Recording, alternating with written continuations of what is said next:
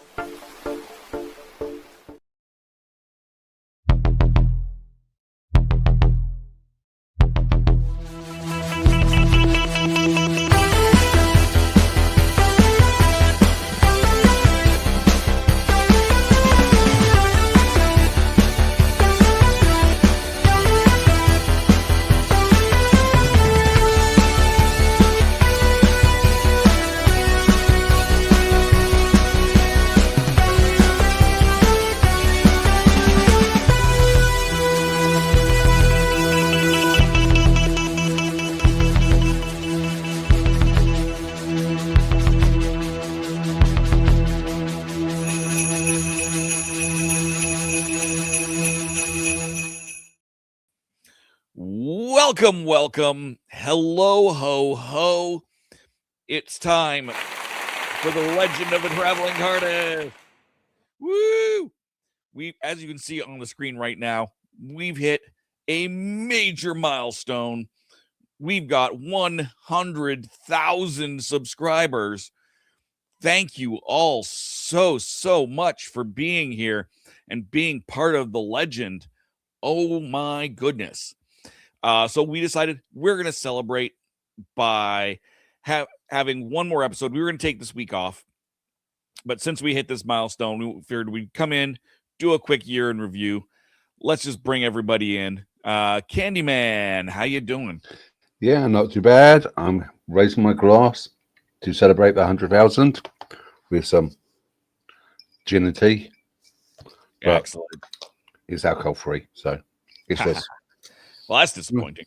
It is. It's after 5 p.m. there. You can get away with it. Yeah, it's almost midnight, so exactly. Yeah, might as well. And let's see what else we got. We got Reverend Amagon. Hey, Tom. Japan.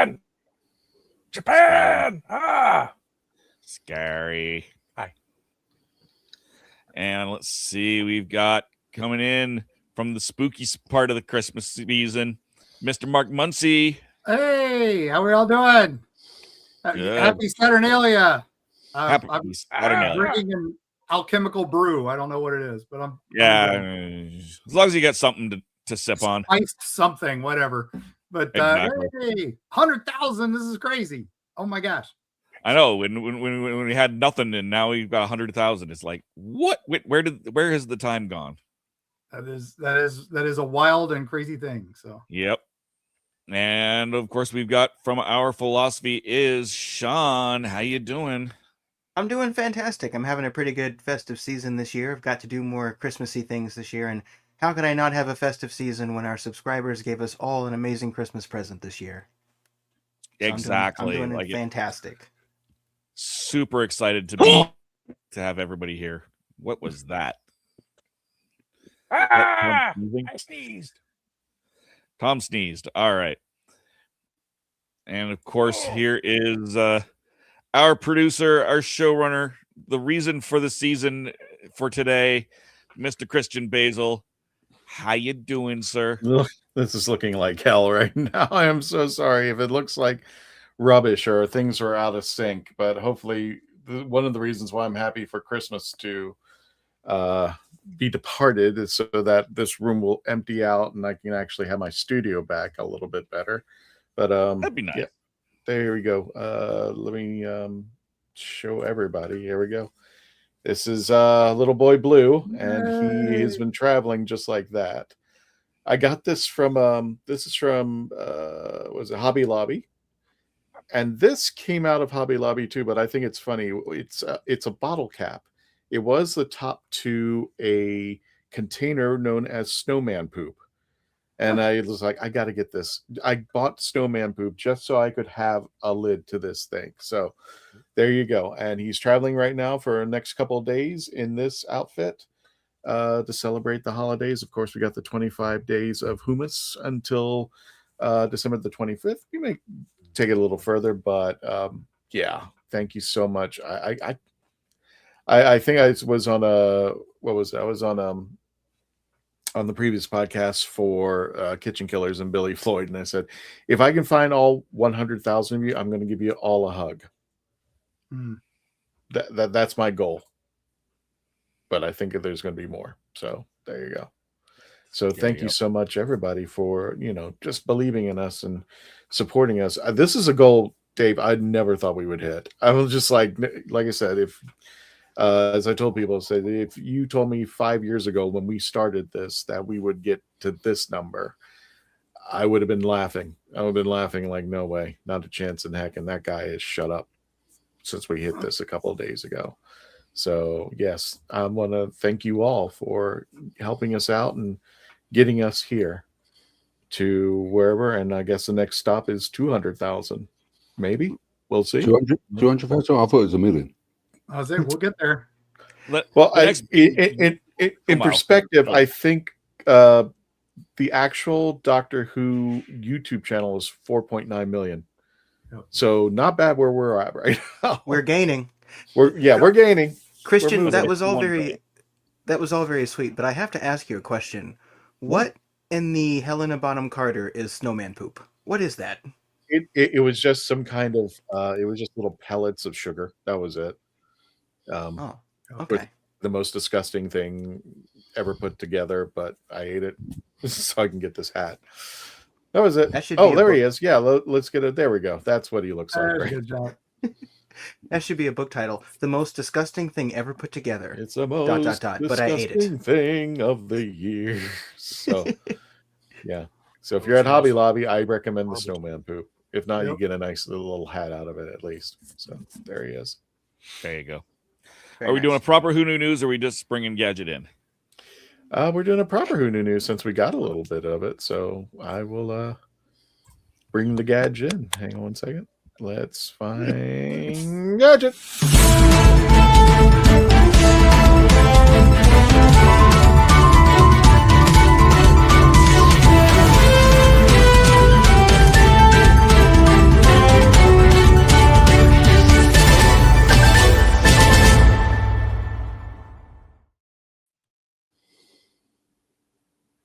Oh, You are on mute. And if Gadget can find the mute button.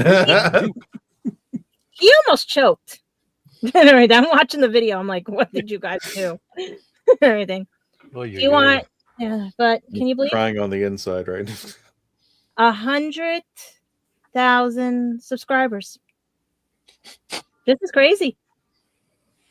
Now who's paying for my ticket? Now you're worried about that, huh?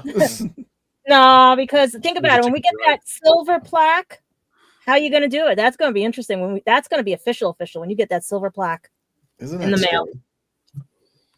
That I wish they could put all our names on it. That would have been cool. But I don't know how we're going to do this because do you guys want the birthdays, some sad stuff, or how do you want to go with the birthdays first? Because we have to wish somebody a very happy birthday right now and everything because it was yesterday. Yeah. And our own Dave Chapman had celebrated his birthday on Monday. Tom, do you have Ernie's picture up here? I couldn't see it. I'm sorry. Didn't I do it? I thought I did. Oh, there. Yeah, I found him. Sorry. Yeah. You have all the pictures, right? I'd like to think I do. So let's start with the birthdays then, since I mentioned it's Dave's birthday and everything yesterday. So happy birthday to Dave. Happy birthday to Dave. Thank you all. 18 at last. I can't believe it. Yep. Now you grew up. No, I thought he was 21, legal to drink.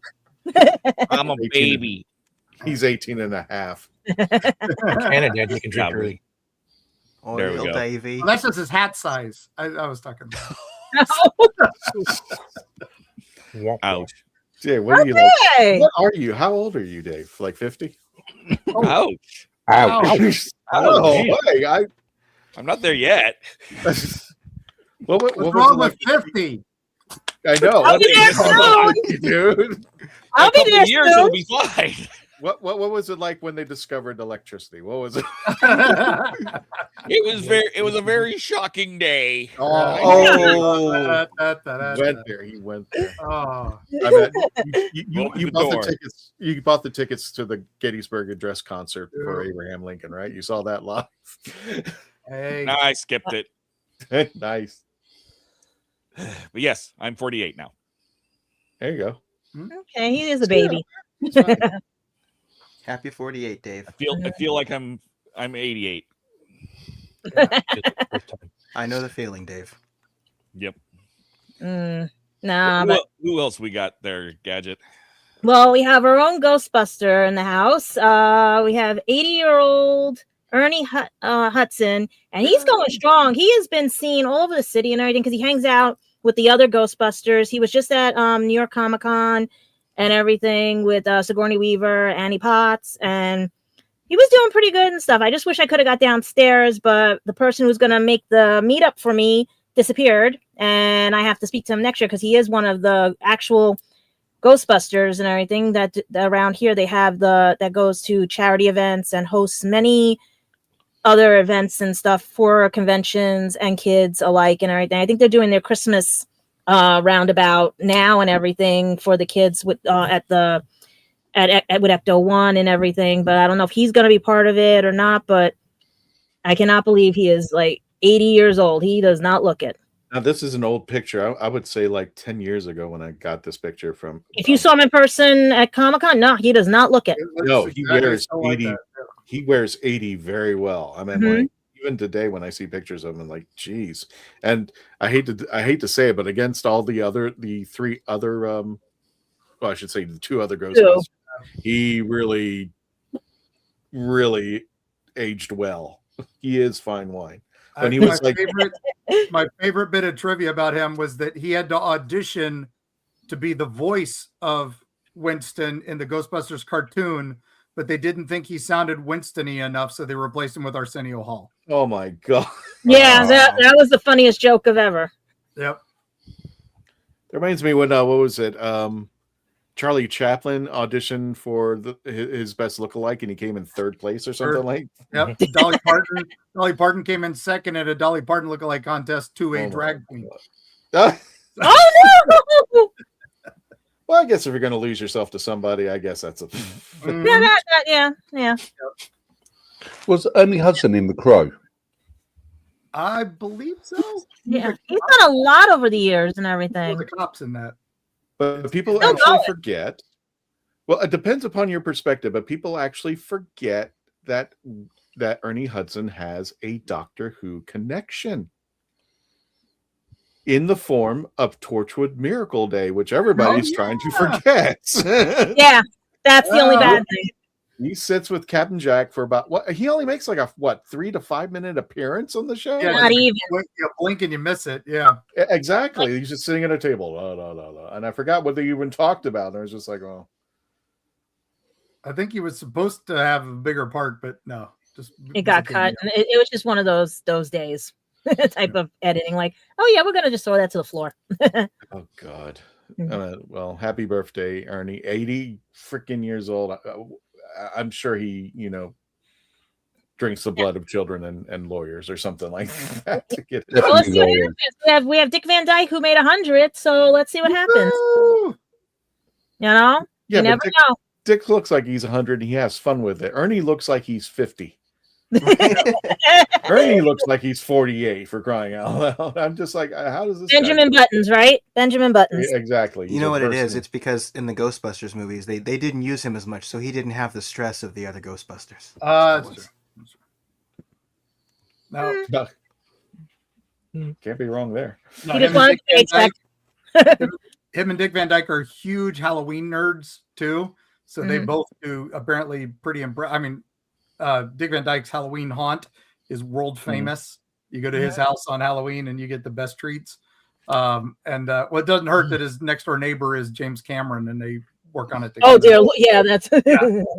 But Ernie apparently has a pretty epic setup in New York somewhere. I don't doubt it. Yeah, and then we have our own Brigadier. he would have been, what is this? I'm trying to make sure I get the adding right, because when they pass away, they don't put the years, but he was born in 1929 in Cairo, Egypt. Could you imagine that? No one would have ever thought. He is of Egyptian descent and basically was a lifer on Doctor Who as well as Big Finish and a few movies here and there. His last movie was I cannot pronounce this. Incidentary. He was the Archbishop of Canterbury, and it was his final film, as well as his final appearance as Brigadier in Sarah Jane Adventures in 2008. And he would have been, how old would he have been? Wow, 96 years old if he had survived everything. Yeah. This is crazy. So, happy heavenly birthday, Nicholas Courtney. Posthumous. And I can never say that right. Posthumous. Post-humor.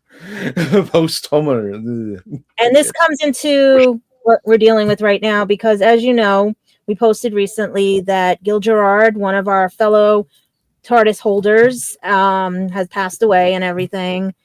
It was just recently on December 16th in Georgia, and it was up in the air because many people didn't think he was passing away. Many people thought it was a joke and everything, but it was just one of those where it took everybody by surprise. It was a rare and a vicious, aggressive form of cancer, and it just, you would never have known he had it.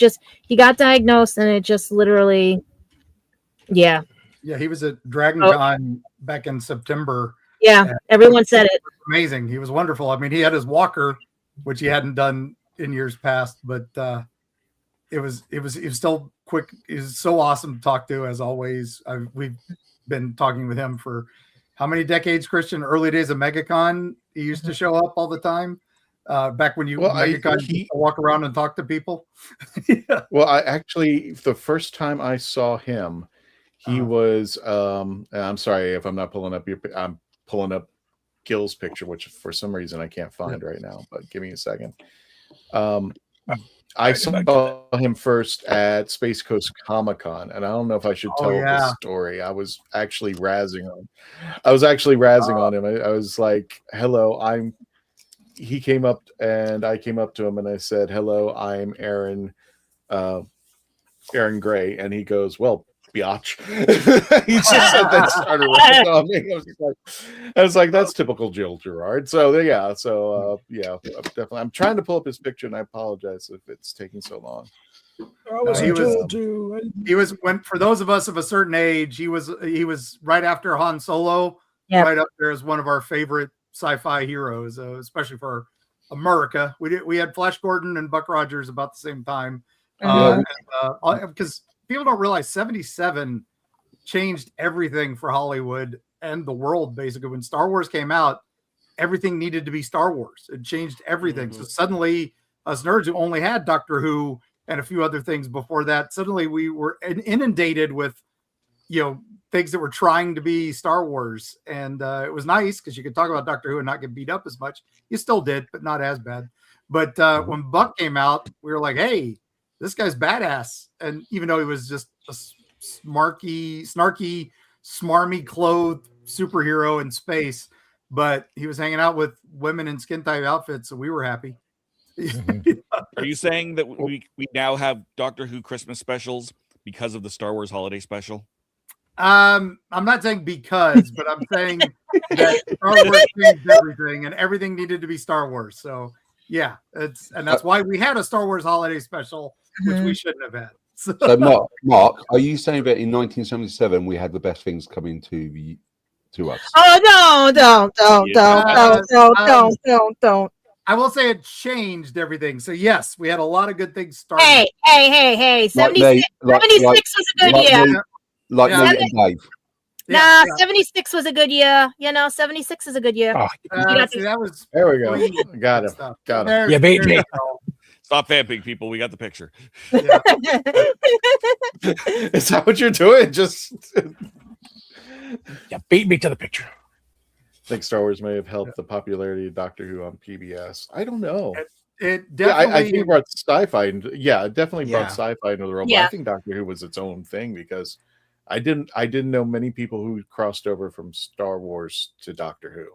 No, it was But the other then way again, around. I was a though. kid. So, yeah. Well, Dave, no one confirmed what you said, but I'm going to do that right now. I'm not only going to say that the Star Wars Holiday Special led to the Doctor Who Christmas specials. I'm going to say the Star Wars Holiday Special was the first Doctor Who Christmas special, officially. Oh, That makes as much sense as anything else in that special. So Yeah, sure. it does. It really does. well, Yeah. it predated. They only did K9 and Friends because of the Star Wars Christmas special. So maybe Oh, it is. no, Yeah. that didn't happen. That Oh. never happened. Just like Yeah. the last Airbender movie. No, I'm just Okay. kidding. I For more like of the Star K9. Wars Holiday Special, check out Happiness Patrol. Yeah, there we go. Available on YouTube. At Happiness Patrol Show. Let's We go have for a it. great episode all about the holiday special. And it's not toxic. It smells like B. Yeah, but Arthur. not necessarily the So special. anyway, And also, we have to announce another passing that Candyman had brought up to us. Driving home from Christmas singer, and I'm going to say this like Chris Rea has passed away on December 22nd, 2025.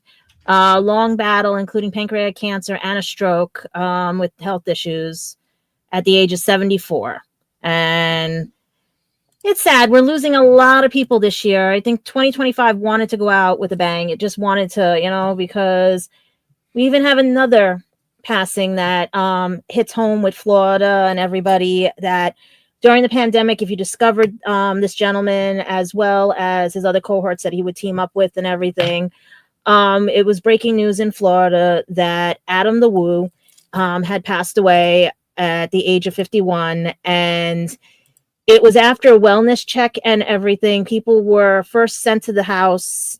Nothing was allegedly wrong. And then people decided they were going to go back, friends and everything. And when they found him, he was unresponsive. They don't know what caused, but he had just posted 2 days ago his video with one of his friends. They were driving around as the Grinch and everything for a holiday special. He just got permission to come back to Universal Studios. He was already at Disney because his ban was lifted in 2016 or 2015 and stuff. And he hangs out with Tim Packer and Paging Mr. Morrow sometimes for collab episodes. Can I ask a stupid question? Yeah. What was he banned for? He was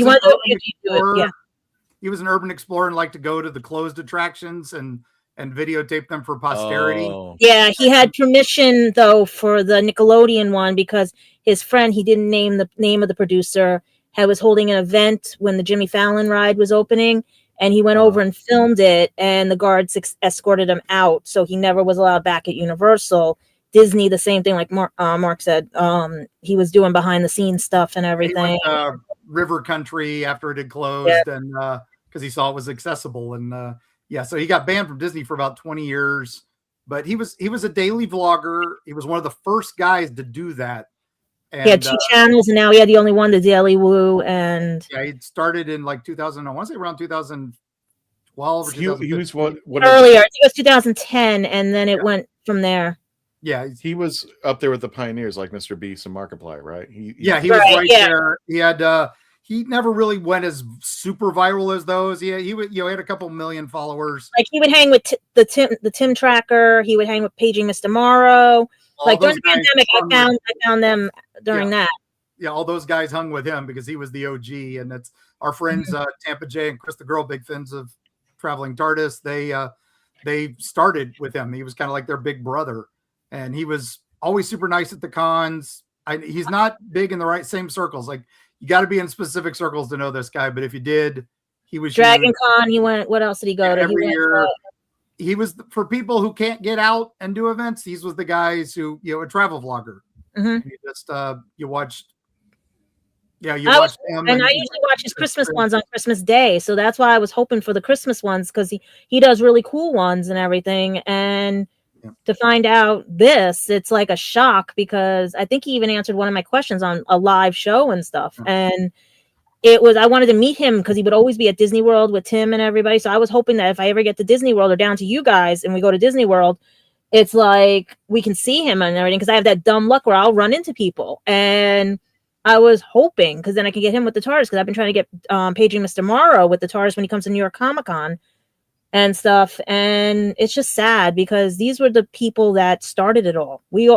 I started my channel in 2009 and everything, and we were watching these guys with 10-minute videos of things. Yeah, he was one of the first guys to show you could make content without a lot of equipment and still be engaging as long as you did good content. And I think a lot of these YouTube vloggers out there, they all owe a little bit to him because he started it all. And it's sad. He's 51, looks like a heart attack. We don't know the whole story, but his family confirmed it. And it's sad. But yeah, a lot of he was under a lot of stress recently. That's the only thing why he was doing the travels too. He wanted to relax and stuff. Yep. But yeah, sad, but anyway, yeah, we love you, Adam, and hopefully we'll see you on the other side, buddy. No, I feel bad because Sin City G, hi, I think this is your first time being on here, so hello. I until Candy Naaman mentioned him in our chat, I had no idea who this guy. It's kind of like meeting the cousin who was. Your cousin who's a super big celebrity that you, for whatever reason, never met him at the family reunion, but somebody tells you one day, hey, by the way, you've had this cousin. Alec Baldwin's your cousin. It's just like a lot my family, yeah. So I mean, it's when people started talking to me about him, I was just like, okay, who's this guy? And then I started looking him up, and it's just like, it's one of those things like, why have we never met? Why have I never seen this guy? Or why and I know with your travels, you would have ran into him or Tim. Like with your travels of Universal, everything, I would have thought you would have ran into Tim, him, Paige and Mr. Morrow, all of them, because they all hang out there. Well, Super Enthused and all them. Yeah, and they're all under their YouTube names. And Adam the Woo is not his given name. No, they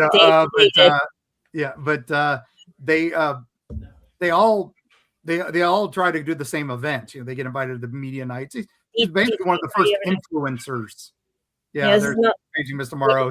He was actually one of Adam was one of the guys he patterned himself after.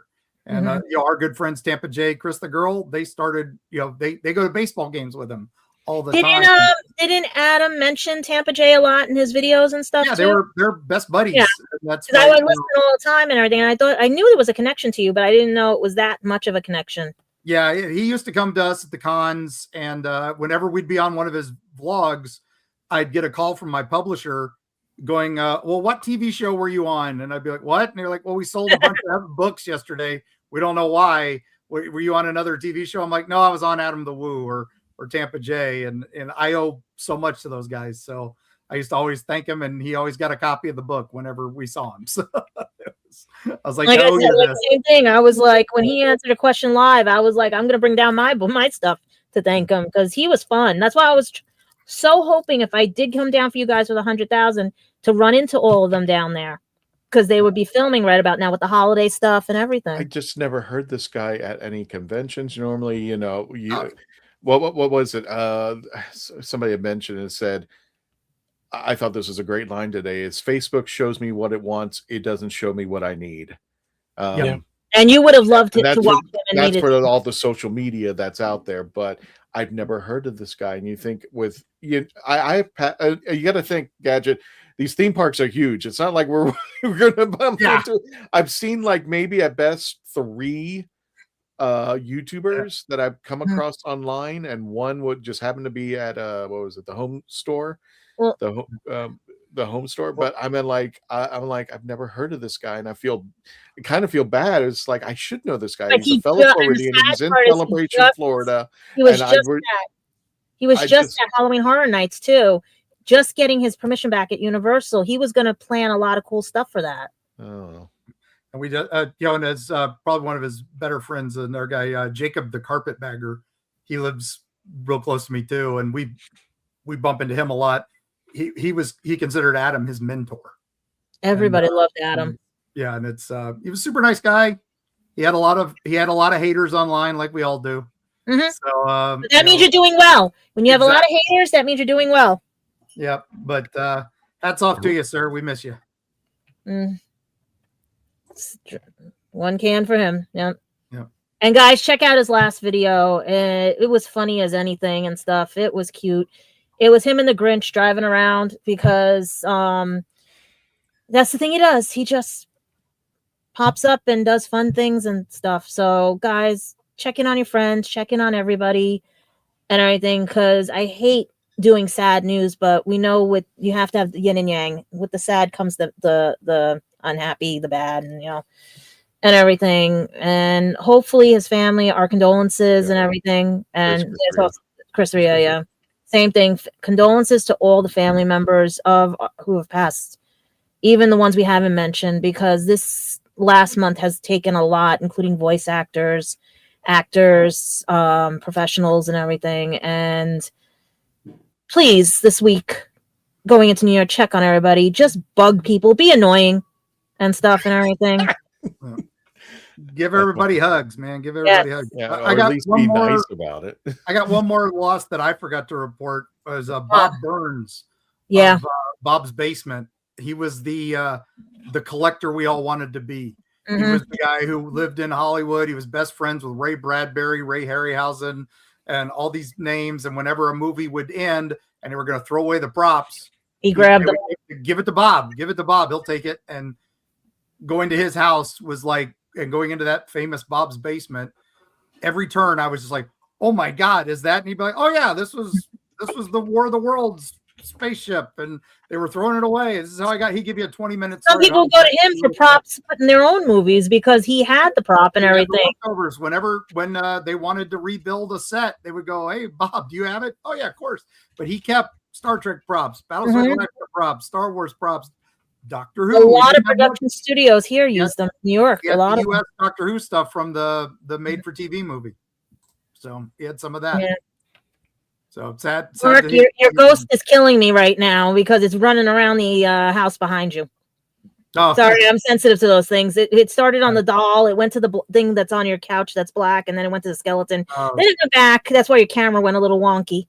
It does that. It does that. We've been hearing knockings in the walls. Now we're just hoping it's raccoons, but it might actually be the ghost. So who knows? Yeah. The ghost Christmas past. We're here for it. So I just have squirrels in my roof. They're very scary. Yeah, I'm glad it was just squirrels. It's only ever been squirrels in my roof. We had someone wrote into Eerie Travels that they were hearing voices and had strange things going on, and they were hearing it in their attic. And we sent in a paranormal team, and it just turns out that they had squirrels and a raccoon up in their attic. And it sounds demonic when you're not ready for them. So. Nope. Well, you know, usually when you have something like that, it's usually best to start with the assumption that it's probably something from our realm. Yep. Or a different dimension. They always say ghosts are a different dimension. They like it when it's warm for the winter. So that's why they're coming in. Yeah. But I got some, speaking of sea captains and everything, we have to talk about another sea and everything, because our two hosts, Candyman and Tom, got to see the last episode of the war between the land and the sea and everything. And believe it or not, the ratings did drop. And that was sad. I don't know if it's because of the turmoil or because American audience haven't seen it yet and everything. But it started out strong with 2.8 million for the first episode, but ended on 1.79 million and received actually 85% Rotten Tomatoes, which is interesting and stuff. But I didn't get to see it because, like I said, I don't have access to that because technically Disney doesn't, or whoever I deal with hasn't dropped anything for me yet. So I had to rely on these two. And guys, was the last episode good? Yay, nay, or was it worth the one? I watched it afterwards. Was it worth the 1.79 rating, the last episode, or it could have been better or worse? I'll just ask that. Okay, so I watched it yesterday on Daily Motion. I was going to do the episode of Tasty Conversations with Ramona, but complications came up today. So tomorrow I will be doing the review. But as Mark was watching and I was eating a cheeseburger, and he was like, "This without the cheese." I had the cheese added. I did have a cheeseburger, my second one. For me, I agree with what Mark was saying, but without the spoiler button, because I can't see it on here with the banners from Spill the Geek Tea. Here we go. Spoilers. Oh, Spoilers! maybe. This is Sophie Aldred with The Legend of the Traveling TARDIS. Spoilers. Which I did use that. And this one. Yes, the ending was, if they didn't have the ending it could have went to another series, which I was hoping for, but as Mark said, it was a Disney ending, and for me, I didn't mind it. I need Well, it was a Little happy Mermaid type endings. ending. To me, it was like a reverse Little Mermaid type of ending. As somebody spilled to me on that spoiler. And I almost sang it, so I don't want to get any copyright. So under the so it was funny, and that was the first ending, and then there was a second ending. I'd say more Little Mermaid 2 because it sounds more like Little Mermaid 2. Yeah. Interesting, but for a Torchwood, I mean, so for a more adult theme Doctor Who thing, like, it's brutal, as Mark says, political, and the happy ending thing, the stuff like, wait a minute, what's going on here? So Ramona will go into more details when we can probably do tomorrow. And the second ending, okay. So for me, it wasn't the 3 and 4 were high for me because more adult thing. But I guess because the time period, the ratings dropped. But some people are just, like I said, they're haters. They just want to go. They don't like anything done. First 2 were good. Second 2 were better. This one was maybe in between. So yeah, my rating was 10.5 altogether. So I'm going to bring it down to 9.5 for all 5 episodes together as one story. So I get it, but could have expanded. Kate gets to live on in a new series with Big Finish, right, and everything. Yeah. Yep. New or old, or we're just remnants. Yeah, it's called because it has Eras? what's her name in it too. Yeah, Eras. They're bringing back all the different versions of Unit, so I'm excited for that. That was a Christmas miracle for me to see that. So no, that means more. And I will. The old ones you already got. It's letting you bring the old ones back. So I wanted although to say they did announce what one of the periods is one of the ones that didn't get a series. So I don't know. I think that's one from the books. So we'll see what happens. But all we know is this is just the craziest time that now we just got to wait for the Disney review of it. And see what the American audience thinks of it. But as for the British audience, it could have been the political time and everything, because now we don't know what's going to happen when Disney airs it. Will it be a different time frame or different view of the world? I wanted to say, Gadget, I am not going to give any spoilers because there are spoilers on the internet. But after the war between the land and the sea ended, I can definitely say to everybody that the war between the land and the sea is definitely one of the TV shows ever made. I can say that. That's what I'll say about it. It's definitely one of the shows ever made. In my like I said, I got spoiled. I think it's The Little Mermaid Part 2. In my point of view, I think they should have done it at a normal 8 episodes.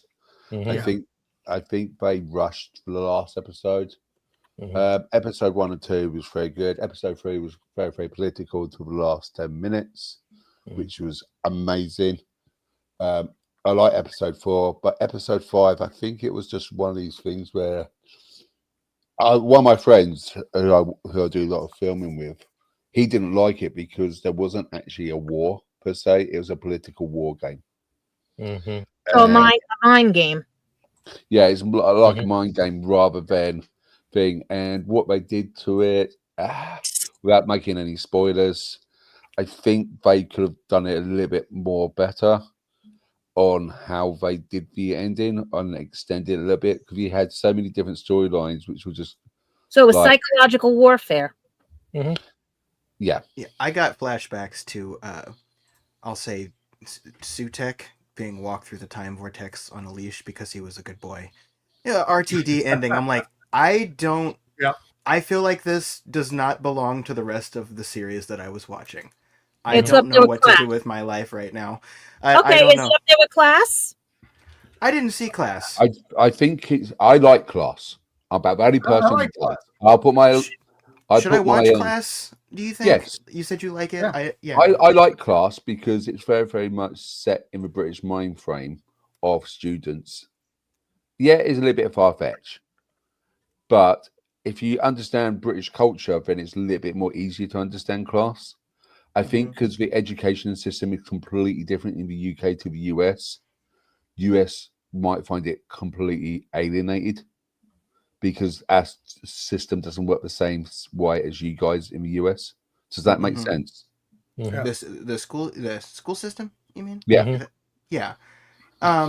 Yeah, I mean, I know that yours is just kind of better than ours as far as test scores and stuff. So I don't know, but I mean, I might watch Class. I mean, but do you think it would still be something that would be easy enough to get on board? I mean, it's easy enough to get on board if you understand it.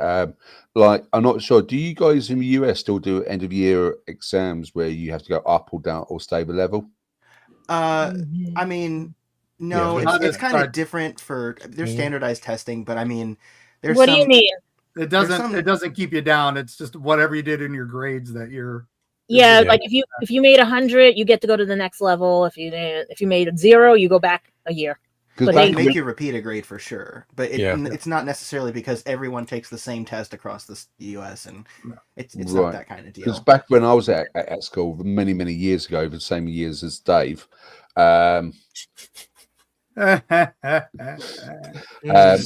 we was that wasn't when they discovered fire.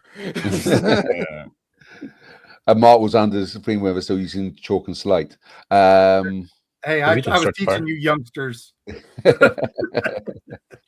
But what I'm saying, what I was under the impression was that if you didn't pass your like SATs or whatever it is, you stayed in the same year. Oh, you mean CTBS testing and all that stuff? I don't know. I don't know what it's called. It's Scantron testing or whatever. Those are standardized to see how intelligent you are. And the CT and the ST, those whatever those were for, like, so you can go to college. The ones where you had to do the math.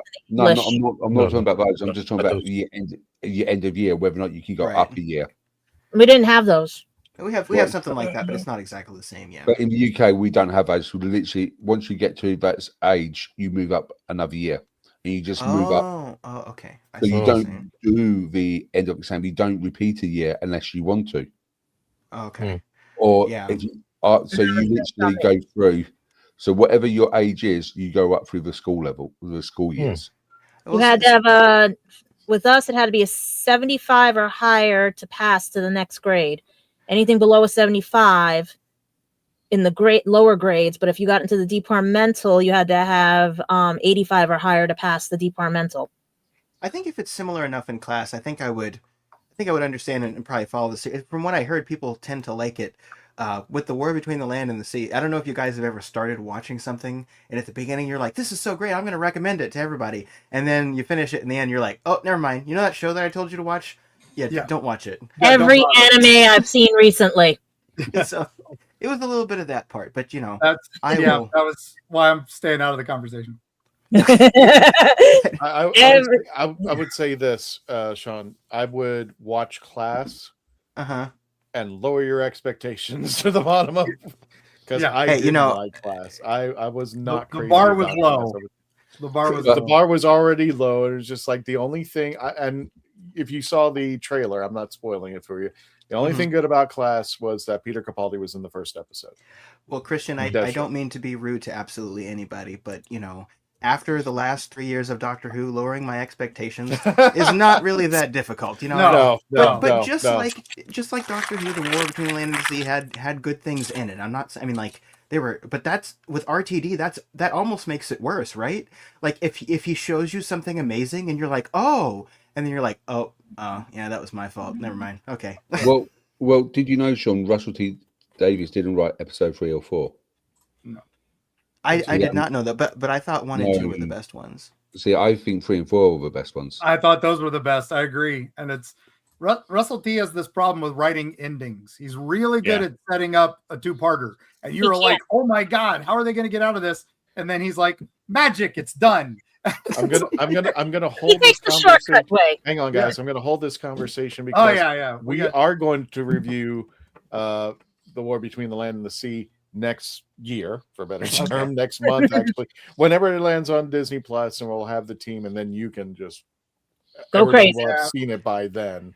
Yeah. So Sorry, River Song is pointing a gun at all of us. No, Like, that's spoilers. fine. That's fine. But I will put this up. We do have, if you guys remember, we do have a poll. We do have certain polls running up on the shut up on the Traveling TARDIS YouTube channel. And did you watch The War Between the Land and the Sea? 22% said yes. 39% just didn't have access. Really? And an additional 39 says they were not interested. Ooh. I suspect that third one is also a lot of people that didn't have access and would not have watched it if they did. Daily Motion, for God's sakes, has been around forever and a day. But I was trying to balance out that middle part where it's like I couldn't watch it because I didn't have access. It's not necessarily they weren't watching it because they didn't like it or something. I think that 39% in the middle is I didn't have a chance to see it because I had no way of seeing it. So that's why I threw in that option. Yeah, Christian, can I ask you a question? You just did. Okay. Another question. Point. The next question is: you said you didn't like Class, but if you can compare Class to K9 Australia version, which one's better?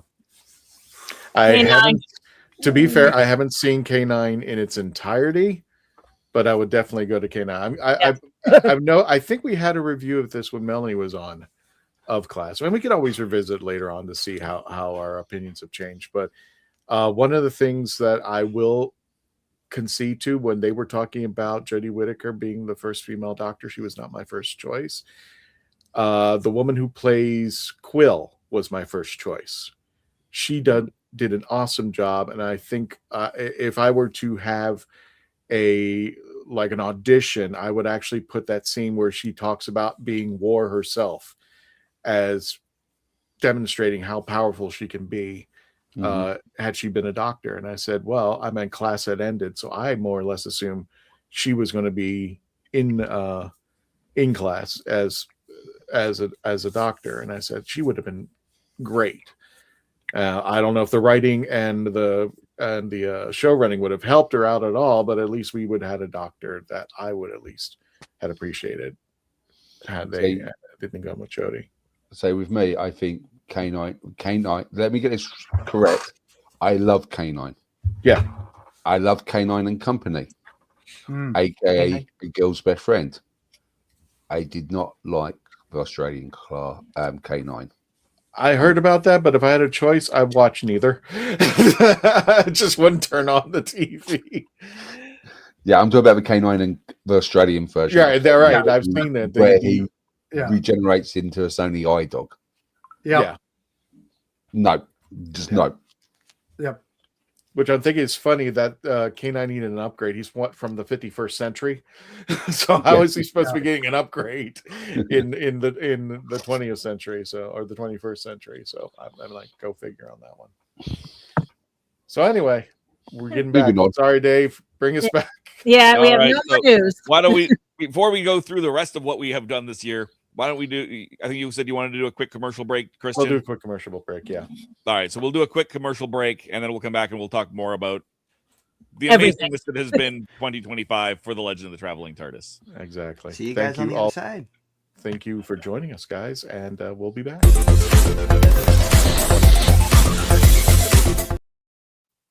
I didn't listen to that voicemail. I'll tear open that letter you sent. Don't you tell your friends I want you back. I gotta leave you now unread, because you've already said those words that switch my heart to dead from loving you. So you'll stay ghosted and I'll stay focused on sewing clothes. The spell stays unspoken, a dark silhouette of a mock man and broken. Right down, I didn't listen to that voicemail. A TikTok, that story you sent. Don't you reel me in to get me back. I'm gonna leave you now. Hey, happy holidays, Merry Christmas. Hey, happy holidays, Merry Christmas from everybody here at Horses on Film and Happiness Patrol. To everybody on the Legend of the Traveling TARDIS, and of course to you, Simon. Merry Christmas. Merry Christmas. Merry Christmas. I'm author Mark Muncy. And I'm author Erica Lance. And this is Eerie Travels.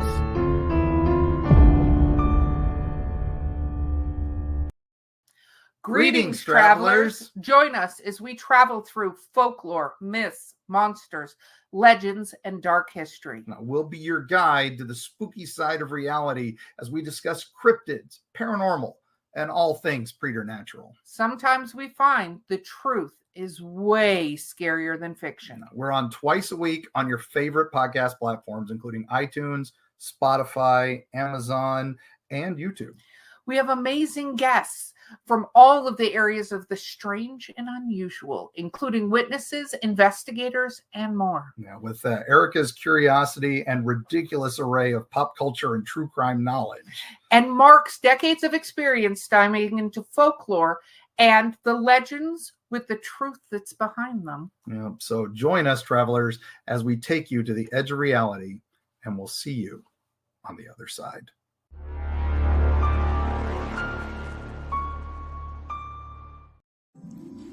Hi, I'm Gene Turnbow. And I'm Susan Fox. And we're from Sci-Fi Radio. Simon, Merry Christmas. Merry Christmas to all. And to all, a good night. Hi, everybody. Welcome to the show, The Legend of the Traveling TARDIS. And we're all here together. Are we back? We are back. Yes, we're back. All right. I wasn't I'm sure. not. We have it being the holiday season. We have a couple of extra commercially things and greetings from all of our friends on the internet.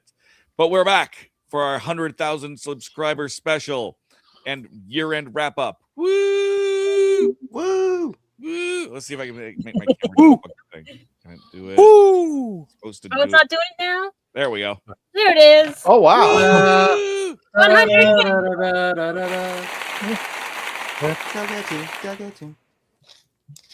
I can do it manually. Like I've got a little button that does things too. I can go over here. I can go over here. Give me the thing. See, I can make a party go like this. Woo! Give him. We can't do the Dugadoo song. No, shut it. I will throw everybody off the show. I love how I started. I will 25. I will drop the F-bomb and I will. Wait. Are we in enough? Wait, we're at. No, we got 5 more minutes before you can drop that. I love how I started the Dugadoo thing and I didn't get blamed for it. Oh, no, I picked up on that. And I had to go with it.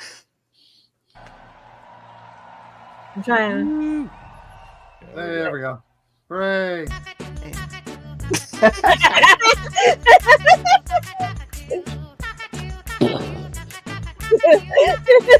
I am deleting that. How long does that run? No, shut up. Never. Non-stop. Hey, I didn't do it. Why you? That's how long. What are you blaming me for? I didn't do it. I'm deleting that thing. I am banning it.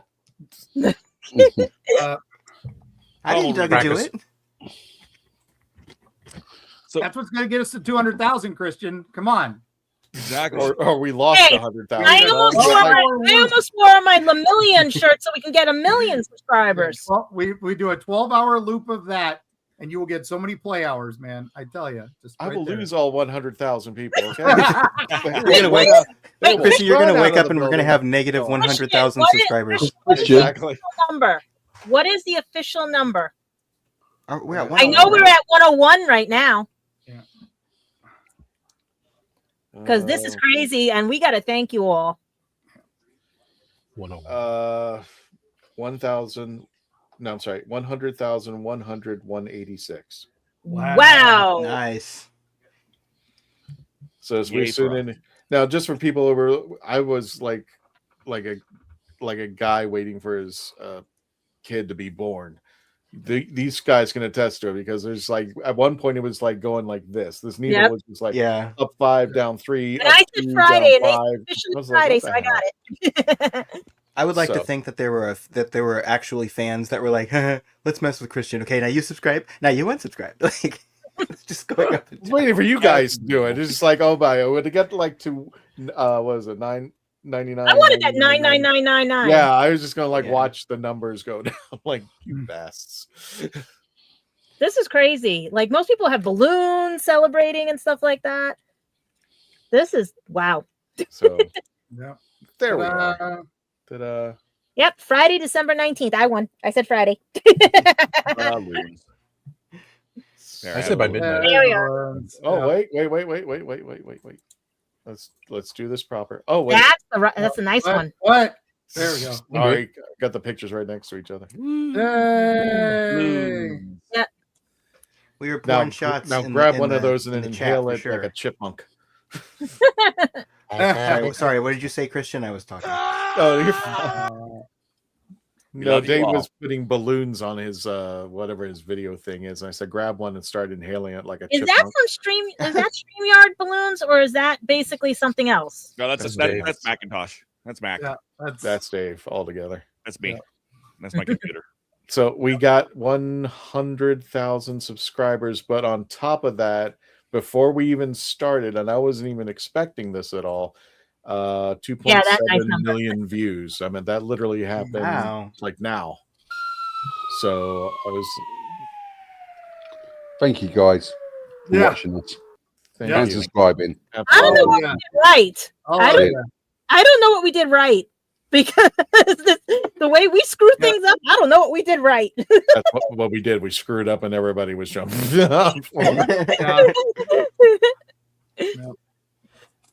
I mean, like what they say, everybody wants to see a train wreck. Our train has still derailing at this time, so we're doing Was okay. it at a MegaCon many years ago at that one Doctor Who booth that you and I were discussing just all things Doctor Who and Red Dwarf, I think at the time. And I think that was when you said you were doing the show. I think that was when I first heard about this. God, it's like one big jumbled memory right now. I don't I even just remember. Well, I it was know. the only booth that had like it was the only booth that had like any Doctor Who and any Big Finish, and we were both like scrambling to see what we could steal. I think so. Feeling's bad. Okay. Well, now we gotta make keychains, T-shirts. Oh boy, we got our work ahead of us. Let's just put it this way. I was, when we started 5 years ago, by the way, somebody was asking me how many episodes we have, and it's like the doctor's age. I lost count. I know a lot of podcasts were like, it's episode 126. So I gave up. I just gave up, especially now that we have the audios that have kind of fallen to the wayside because we moved into the videos. And it's like, I'm not disowning them, but it's just like, well, they're over there if you need it. Yeah, who just does audio? Can you believe people do that? I'm just kidding. Yeah, thanks. Thanks. Well, you can watch Eerie Travels on YouTube. It's just the audio version. Oh, well, that's what you do. Well, the joke there is that at no point on any of the podcasts have I had anything but just audio. So, Oh, that's and that's true. what my channel is True. too. I forgot about that. Yeah. I mean, that's not your face. I thought that was your face. I'm sorry. No, my face. My face is usually just a white dot in a void. But That's what when but I that's- met you, isn't that what it was? yeah, that's exactly what it is. But It's a before that, perception it looked like filter. it looked like the Dugadoos before that, and then I changed Yeah, it. it's a perception. No one say filter. Dugadoos. What? I am No. deleting. If I hear that again, I'm deleting it. I will just straight up delete it. It's the. No, it's it's the me. Kristen, that's- I love you, Yeah. and you love me. And it will be played on New Year's Eve. Do you think that's? Do you guys think that's actually the Doctor's name? That's the question that must never be answered. It's Dugadoo. What's your name? Dugadoo. I think the next poll, Christian, should be: do you want to do a 12-hour play of Dugadoo and put it to the audience test? Oh yeah, there we go. Oh yeah. Dude, we just have the TARDIS on the screen with flashing lights like a disco ball. That's our U-log. That's our 12-hour U-log. loop. Yeah. 12-hour loop. I'm telling you. That's our U-log. I am so done with this episode right now. We just go ahead and take a break. Yep. So we can call it whenever you like, Christian. Yeah. I know. I know you have to go in a few minutes. We all here, do. Oh no, we're fine. I mean, Happy holidays. This was just a short thank you to everybody. You know, we wanted to do this video because when's the next time you'll ever hit 100,000 subscribers like this again? Let alone I don't know how many people get here. And just remember, whoever, you know, if you guys were here from the very beginning, it was a gentleman by the name of Garrett Pomacher from the Hanging with Webb show who kicked my butt and said, you need to start your own podcast. And I was like, yeah, it's not going to do it. And I was like, I was one that I never really like wanted to do my own. I always like to be the guy, you know, just like part of the team. I didn't want to lead the team. But if you're hearing background noise, that would be somebody who shouldn't be in the studio right now who dropped something as they opened the door. She's randomly saying I'm sorry multiple times. I'm just waiting for her to close the door. Well, thanks for the 100,000. She was number 100,000, right? That's right? Yeah. She hasn't She was number 2 at least. She was waiting. She was. My waiting dog for that. was 99999. So And Christian, I'll say this: I really hope, for all of our sakes, that we only hit 100,000 subscribers one time. I hope we don't do it again, because you said how many times does that happen? I'm like, hopefully only once. That's the horrible thing about being on YouTube. You know, one day you will, you know, do something or something happens. And I just want to also, I want to make this announcement too. I'm not sure if anybody's aware, but we haven't really like said that we were doing this, and I was using them for a platform just in case YouTube went crazy. And most recently YouTube did. They actually deleted, I'm not joking, 12 million YouTube accounts. 12 million. Wow. And some of them got demonetized, some of them were removed completely. These were just things that YouTube decided to wake up one morning saying, yep, you're not here anymore. So for our friends who are over there, we are expanded out to, we've been expanding out over there recently, but now that we're able to live stream, we've included Rumble in our StreamYard case because just in case YouTube goes nutty. And I don't see a reason why we would be under the gun on that. But you like you guys, like Mark, you've heard so many bad things that have happened. Oh man, yeah. And if nothing else, it's just nice having a backup. Exactly. On all these things. And you know, I mean, I think about this when we were getting started, MySpace was still a thing. So, you know, you always want to make sure you have that. I can't get any of my MySpace stuff back. That's gone. That's like, You always want to, you know, I think LiveJournal was the blogging software at one point back then. So, you know, you keep your options open, you evolve. Legend of Traveling TARDIS isn't going anywhere. That's just it. It's traveling. So, you know, that's Eerie Travels. We do a website. It's like, just follow us there and we'll figure out, you can figure us out from there. And that's this. Well, I mean, even follow you where you need to.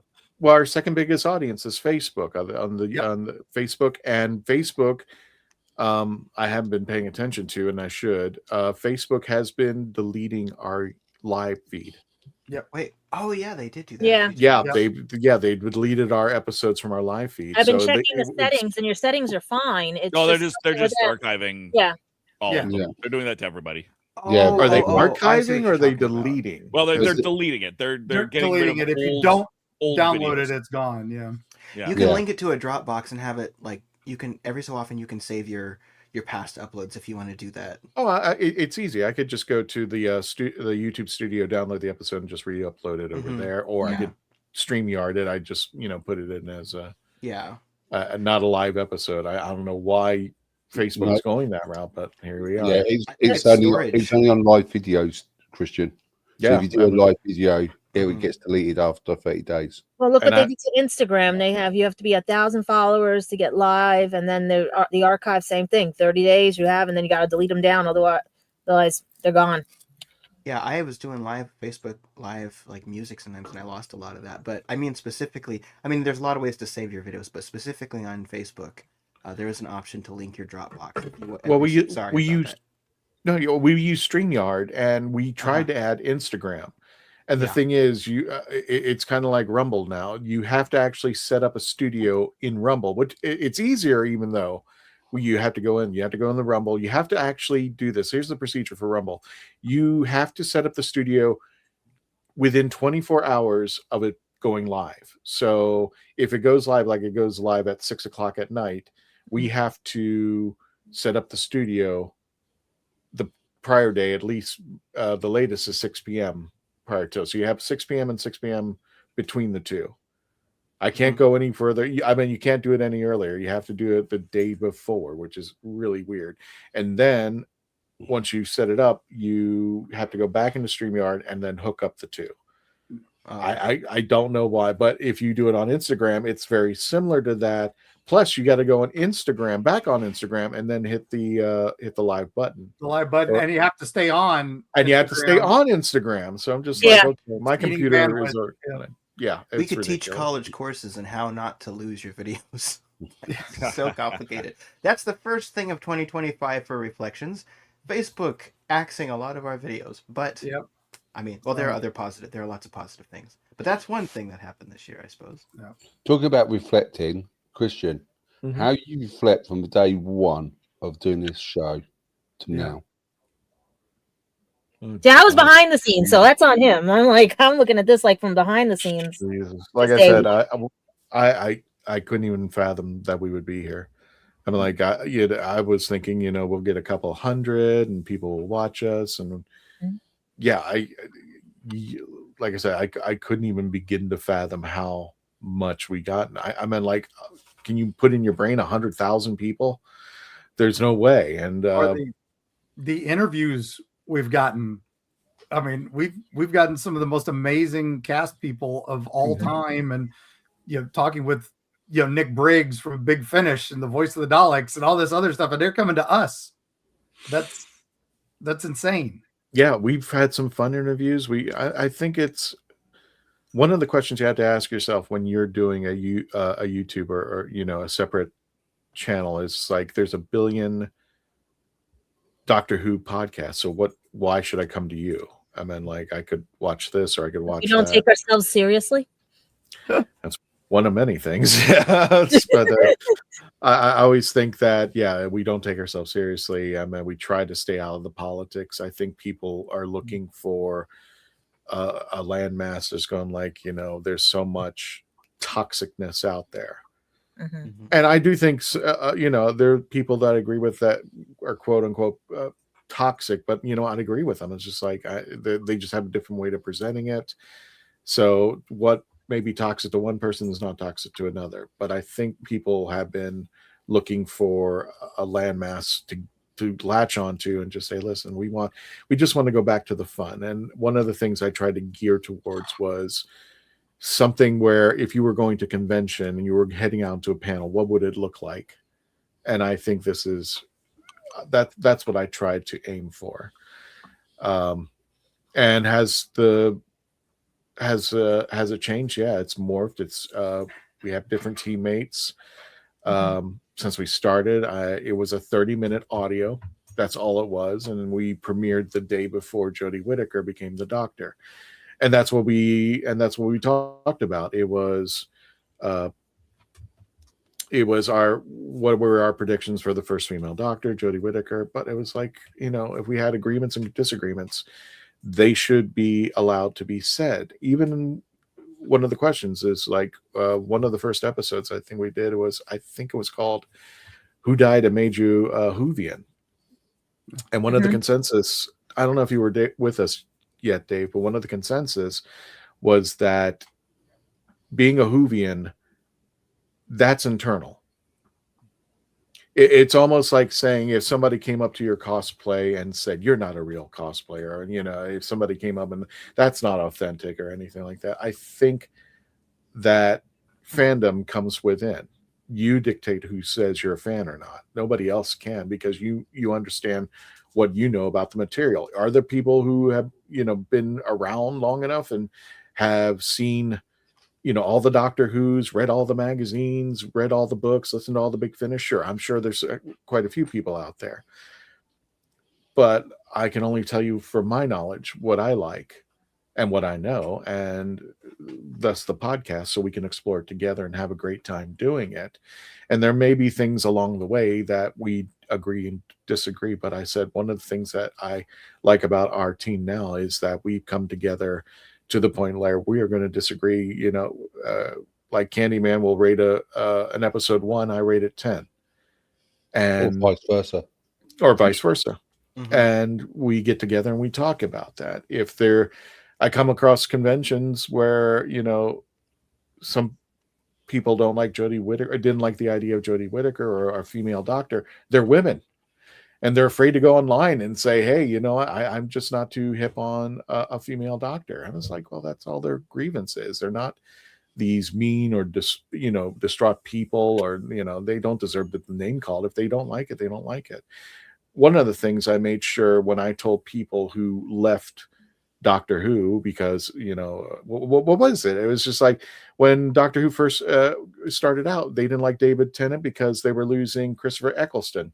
They didn't like Matt Smith; he was too young. They didn't like Peter Capaldi; he was too old. They didn't like Jodie Whittaker; it was a female, and it goes on and on and on. Goldilocks and the Three Bears. It's like Goldilocks and the Three Bears, right? Yeah. But I told people, if you don't like what's going on now, I'm going to leave the door open. If you don't like Peter Capaldi, he's going to be gone in about 3 to 4 years, but I left the door open for them and just said, listen, I can't make you like something. There's no way. And you have your grievances. I don't think you're evil.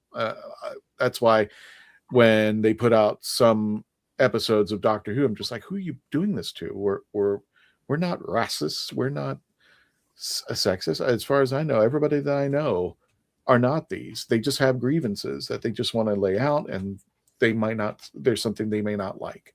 Well, like you said, you left the door open for John, that if he wants to say his side of the story and everything, he's more than welcome to come on. Other Doctor Who cast members are welcome to come on to tell their side of the stories on things. Well, I mean, not necessarily in that route. It was more or less if somebody said, I'm leaving because I'm not too hip on a female doctor, I said, okay, you know what? Do 3 episodes. I always tell them 3 episodes, first 3 episodes. If you're still not hip to this, you've tried, and there's nothing else I can do to do it. 3 episodes. That's it. Yeah. And the whole premise of the Legend of the Traveling TARDIS started because there were 2 women. I'll tell the story again since we're here. There were 2 women who were at a panel at Florida SuperCon. And I asked the questions, okay, how many of you are excited to see Jodie Whittaker be the doctor? And they were like, okay. And the hands went up. And I said, okay, how many of you are waiting to see Jodie Whittaker? And going to determine from there. And some hands went up. And then when I said, okay, are there people who are not hip to see Jodie Whittaker? And no hands went up. And at the end of we did the panel. And at the end of the panel, those 2 women came up to me. They were quiet the whole time. And they looked at me and just basically said, we think we can trust you. I'm like, what? So you say, well, your standards are low. You're gonna there. But they had let me know and go, you asked us the question if we weren't hip about Jodie Whittaker being the doctor, and we wouldn't put our hands up, not because they didn't want answers, because they were afraid about what other people would think. And that just drove me nuts. It's like, you don't have to appreciate what somebody thinks. I think the conviction is, when it comes to the geekdom, is not to kick people out who don't like what's going on. It's to convince them why they should like it and bring them back into the geekdom. And then if they leave, just let them know, hey, the door is open. I mean, like, it's not like the series has stopped. It pauses, it's put on hold, it revamps itself. But I think not only the Doctor Who, as Whovians, I think it should be all of us together appreciating other people coming into our Whoniverse for their first time, for their, how many episodes they've seen, and they should be welcomed with open arms. But sorry, Sean. I was going to say, we had the same issue with Classic Who. Amount of times where people didn't like Patrick Troughton after or even, believe it or not, Tom Baker. He got a lot of hated after John Pertwee. And it's one of the things in nature about Doctor Who. What is that show again? Doctor Who? I'm trying to work out. Something like that. But yeah, it's one of these things. If you're a Doctor Who fan, you're going to You go and find a doctor you like. You go and find a doctor you not like. You find a doctor which is okay. But it's a thing where you just basically ride out the wave with Doctor Who, and suddenly you'll come back to how you like it to be. It's one of these sort of things where it's surf up. You know what I mean? And I'm just graving. I experienced, as many of you guys here, the wilderness years when we didn't get anything of Doctor Who, and everyone was desperate to watch Doctor Who, even if it was fan based. People wanted Doctor Who, and that's the thing, isn't it? Is when you don't have it, you appreciate it more. Yeah, I think it's funny that I look like a balance ball here. Wait, no, let me put it back up. Now, there we go. I look like the balance ball. Christian, is that a wiggle? That's yes. Can I share something about? I mean, I think I'm the most recent person on this, but just you said something about your philosophy for starting the show. Can I share something about my first experience being on the show that I think kind of you could back that up a little bit? Sure, go ahead. Yeah. So I came on for the first time, and I think because you were interviewing me about the ratings, right, Dave? Right. And then I came over for Dot and Bubble, and it was really funny that like my first review on here was Dot and Bubble, and I was sitting when you were saying all that stuff, Christian. It was so funny because I was sitting here thinking about like how everyone else was reviewing Dot and Bubble, and like their reviews were like so high, their numbers, and mine was like a 4, and I was like super nervous to share my review, and I'm like, they're gonna think, because there, it's like you said, Christian, there is a lot of toxicity on the internet, and it's like it's not necessarily that people don't like something. I mean, I don't care if you don't like it. There's a lot of stuff in Doctor Who I kind of despise that happened, but it's just like it's the meanness and the vitriol and the divisiveness behind a lot of it that I don't like. But it's just kind of funny that like I was like I wonder if Christian's gonna get really mad at me for giving it a 4. It's just so funny to think about that now. Like, well, that's the thing I'm trying to convey. Is like, you gave it a 4. I'm like, I'm not going to invite you to my house and then say, what do you think of it? And you're like, well, it sucks. Well, right. And I think that's true because I mean, obviously, just like any other show, people on this show have a lot of different opinions about things. Exactly. We try to keep it apolitical, and I appreciate that. But I just think that like I've never felt like on this show. I mean, I've been to some channels, I mean, not like as a guest, but I've seen some channels where I really feel like, man, like there kind of is a code of orthodoxy where like you can't say this opinion. It's like I've never felt like that here on this show. Like I never felt like there's any opinion I can have. You're welcome. Yeah, like I've never felt like there was any opinion I couldn't have on this show, and I've always really appreciated and that's that. what I exactly wanted to nail down when I started the show. That's what I wanted everybody to feel. It's like, oh, I can be in a room full of people who really like what's going on, and somebody will ask me something and just go like, no, I wasn't too crazy about that. But it's the way that the others react to what's happening. They're not going to bash him. My God, my backdrop looks horrible. They're not going to bash anybody. It's just like, oh, tell me what you didn't like, what was going on. And one of the things I loved about doing like panels all over the conventions is when somebody came up to me and goes, not that they said they had a good time at the panel, but when they tell me you really made me think about something I didn't. You saw something that I couldn't or I wouldn't in the episode, and you really opened my mind to that. That's the compliment I wanted to hit with, because that's what I wanted to do. It's just like, I want you to open your mind to things that you may not have looked upon. And I think that's actually the best sci-fi as opposed to fantasy RPG. I think that it opens your mind to things you would not think of. Just like that last line in Star Trek, the final line in The Next Generation, where Q's telling Picard, I wanted you to open your mind. It's not about exploration. It's not about space. It's about opening your mind to things and possibilities that you never thought about. And I think that's what sci-fi does when it's hitting on all 4 cylinders. And the story is great, and the director is awesome, and the showrunner is competent, and the actors are doing their best when it hits with Doctor Who, because we've seen it between in my opinion, Eccleston to Capaldi. Is every show out of the park? No. But I think there is that linear line that people will talk about episodes like Vincent and the Doctor or Blink or Dalek from years on, even when we go over to the 18th, 19th, 20th Doctor, that these are still episodes that people will reflect on. And it's the same thing when it goes to Classic Who. I mean, like Genesis of the Daleks, The Talons of Wang Chiang, the Seeds in Space, all these episodes, The Ark in Space, all these episodes, people are still talking about to this day that make the change. Yeah. God, I hate my hat too. Do you think in the I just say future, what my hair's doing. Sorry. Mine is Jack and Sally. do you think in the future, because of the sort of when we have more of a separation from, I mean, and there was a lot of toxicity in the Jodie Whittaker era, just in the fandom. I mean, because that's the same time you started seeing a lot of toxicity in the Star Wars fandom too. But do you think there's going to be a sort of a renaissance around Jodie Whittaker where people are going to go, well, now that Shooty's era is over and we're looking back 2 eras ago at Jodie, like, that was actually pretty good. Like, I'm not delegitimizing. Yeah, I think so too, Dave. I think we're already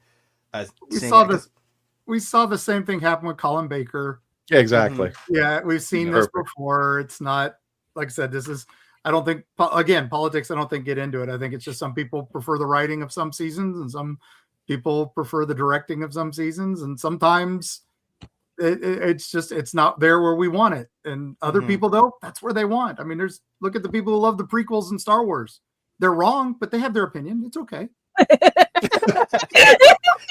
Well, I've seen one of the first things I saw happen in the Whittaker era was it was like everything is terrible, and it was like, okay, everything is terrible, but Sasha Dhawan's good, and then it was like, okay, everything was terrible, but it wasn't Jodie's fault, and then it was Jodie's not bad in all the episodes, and I'm like, it's the Capaldi thing all over again. And again, I'm not delegitimizing anyone's opinion. It's just, it's so interesting to see that happening, and maybe 10 years from now, people will really like Shooty.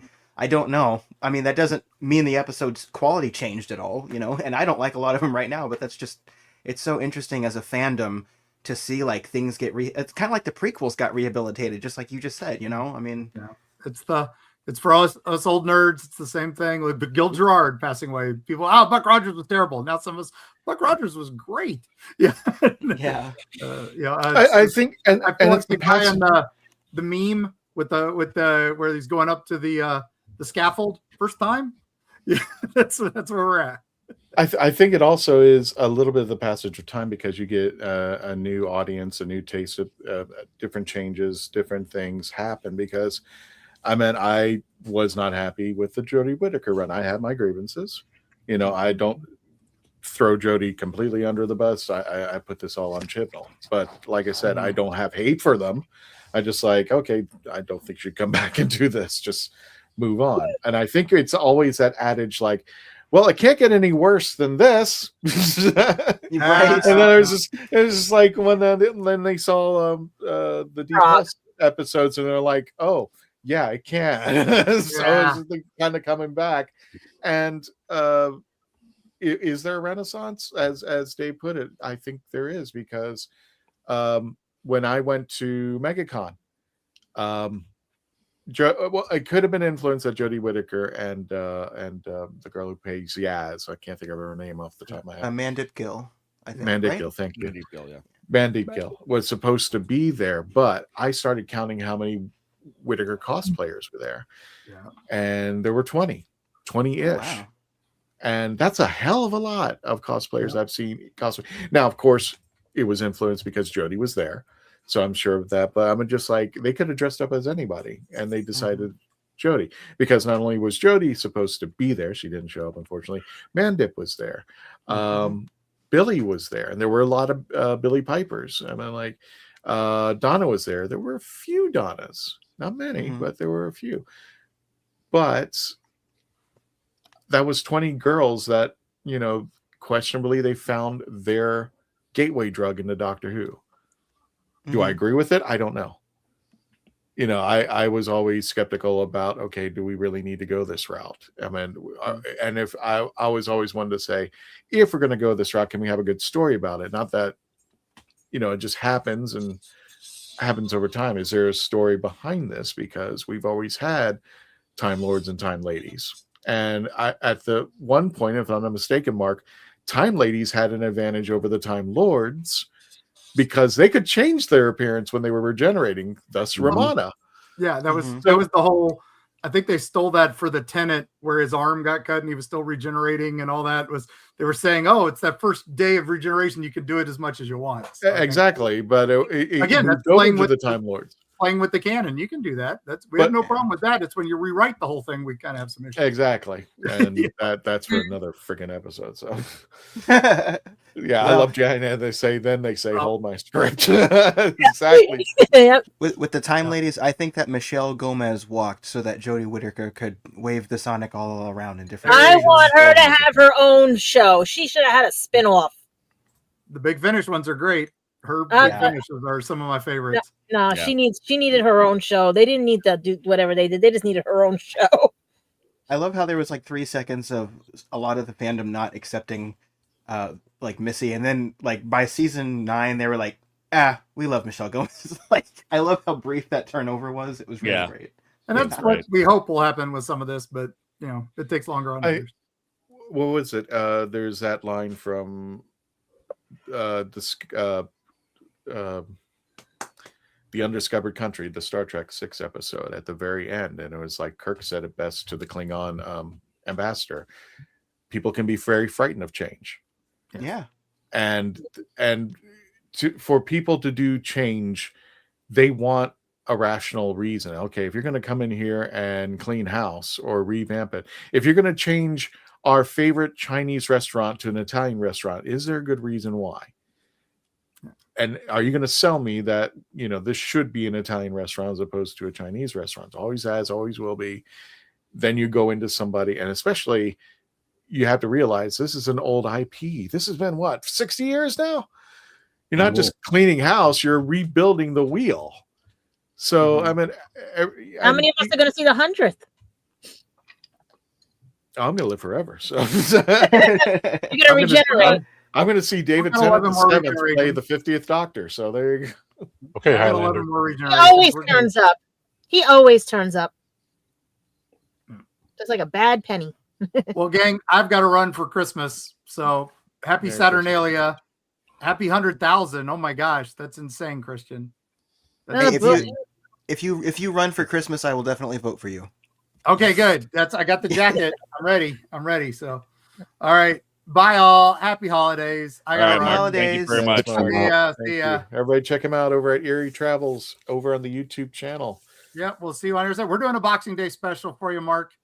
Cool. Boxing Day listener tales. We got a bunch of people sent us so many crazy encounter stories, and we're reading a bunch of them for Christmas. So there you go. Boxing Day is awesome. Yeah, we love it. So, and see you on the other side. See you on the other side. See ya. So here's a question, Candyman. Orthodox Christmas is January 7th. Is there an Orthodox Boxing Day? Not I know of, but there is a free. We should just make it happen. Yeah, well, you got the Orthodox one, but you also got the Spanish Three Kings, which is the day before, which is the 6th of January. Well, so when I was living out, that's La Befana Day too. So when I was living out of Spain, my English friends, which have a half Spanish parenthood, would celebrate one Christmas on Christmas Day with the English parent, and then a second Christmas on Three Kings Day, which is really good because we got twice the presents. Yeah, exactly. Nice. Well, if Orthodox Christmas is on January 7th, then wouldn't Orthodox Boxing Day have to be on January 8th? Yep. It's just the We'll just say it exists. And then you have mine, which you get 13 nights of presents. Oh, can I do that one? Well, that's where the song "The 12 Days of Christmas" comes from. Mm-hmm. I never remember those days. I'm so bad. But that's for another show. Mm-hmm. Yeah. Because we could go off on tangent on that one. On those We would. stuff. I think Dave, we should do a 6-hour episode where we're just talking. That's just not rambling around. Look, that can be our January 6th. When we come back for Happy New Year's, we're just yapping. Hey, until we chat. figure out if the land and the sea are going to be having their swaying time. I think I still hold the record for the longest Legend of the Traveling TARDIS show. Chat, real quick. Let us know for real if you would actually listen to a 6-hour show, because sometimes people do like a really long podcast, like the whole Joe Rogan angle, and people are like, I'll listen to that. Like, people actually do that. Let us know how long. Actually, let us know if you'd listen to 6 hours, and let us know how long you would actually let us go before you would like unsubscribe. I did a 5-hour show and I still had people listening. Yeah, Sean, I don't know if you ever heard of this on YouTube. There was a guy who accidentally hit the record button or left the record button on the live button, and he went to sleep. He literally went to sleep. It was just a camera on him sleeping. And he had subscribers. His subscriber numbers kept going. All it was him sleeping. He left. That's what his we should have camera. done, Christian. That's what we should have done to get to 100K. We just should have filmed you sleeping. Anybody's going to watch me sleeping. Yeah, you put the TARDIS with Dugadoo and on a loop, and that's our U-log. Well, it is Christmas time. Santa watches you sleep, Christian. And that's the end of our 100,000 subscribers. It'll run out. So yeah, I think I got with that opening of English Candy on the show. I think I went for 4.5 hours. I think you popped in about 5 times, Christian, on that night show. You still going? Yep. I remember that one. Mm-hmm. Oh God! But the highest rated show is Mark hosting. Was it? Yeah, the first episode 1 and 2 of the Watch Party. We had 71,000 viewers. What are we at now? I think we're at. Let's see. What are we at now? You would, Dan. You would. I'm looking. So I produced, Mark hosted. That's the highest number of people watching. The watch and a watch party, for God's sakes, for the war between the land and the sea. Gadget that was magical for the channel. Just for Gadget, 101,192. So I'm 196. So yeah, we're at the doorstep. We're growing. Hey, 10 more subs. Good. We're good. There's 10 more subs during the special then, right? Because I think we were 86 before. And Dave's our prediction episode got us 46K or 5.3K depending on what you're watching on. But their episodes, 73K views for the first one and 3.9 views, depending on if it's the phone version or that, for the first episode of their watch party. Yeah, Tom, did you keep your pants on the whole time? What were people watching? It was me with glasses and a funny hat. There you go. Copied Dave's idea. They're watching Candy Crush Soda Suck. I would expect the last one to be much because I had a burger, then I had a cheeseburger, and I'm eating the thing you want this views, people? Well, right now the views are climbing because we have 200 views and 387 views, depending on which screen it is. Good grief. Okay. Well, yeah. Speaking of which, guys, let's wrap it up. You guys wrap it up. I know Dave's going to take over for me, but I want to again thank everybody who gave us a chance, whether you came in watching these long format videos, whether you came in watching the shorts or going into the posts, wherever you came from. Really?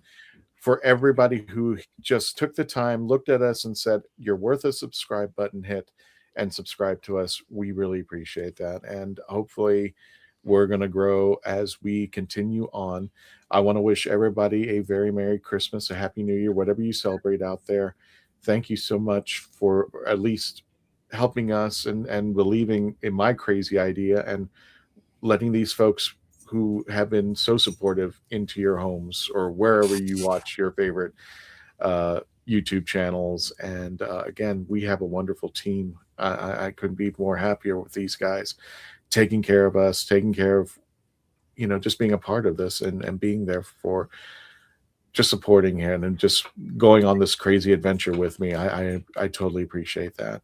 So I will end my appearance here and wishing you a Happy New Year, and I'll see you next year. We will be taking off. We'll be taking off next Tuesday. We'll be taking a break, but there are some classic episodes that we have not aired on this. If anybody remembers when we were doing the audios, as we mentioned beforehand, we would actually record those on Zoom. Well, we found a few of them that were just sitting around doing nothing. So we're going to bring them back in. So you'll see a different team on here. You'll definitely see Melanie in one of them, but we'll be putting those out in the new year.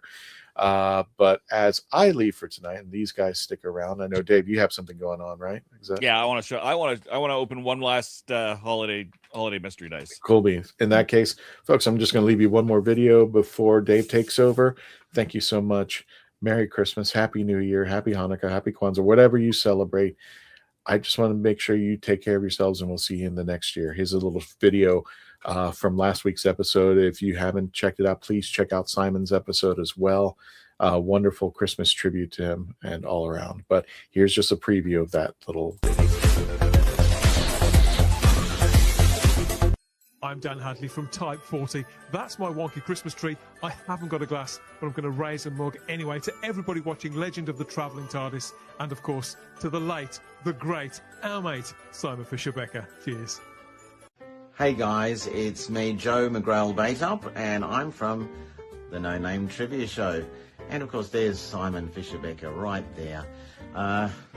I really want to say that I congratulate you guys at the Legend of the Traveling TARDIS. You've been going so well, and getting so many viewers and subscribers on YouTube. That is incredible. Hello everybody, Richard Ashton, Friday the Ice Warrior here, remembering our lovely friend Simon Fisher-Becker, who I'm sure will take this opportunity to wish everybody a very Merry Christmas. And fare you well, lovely man.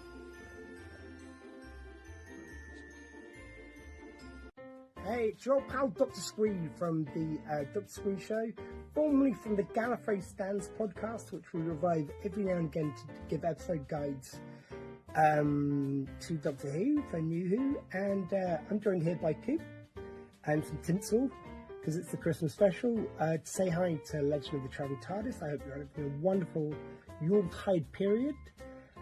Hey everybody at the Legend of the Traveling TARDIS. Merry Christmas from me, Ross Mullen, the Silence, and the Teller, and Parsnip. Ah yes, she plays me every day for food. She's very good at it. And a very special Merry Christmas to Simon Fisher-Becker. We miss you all very much. Rest in peace, my friend. Have a wonderful Christmas, everyone.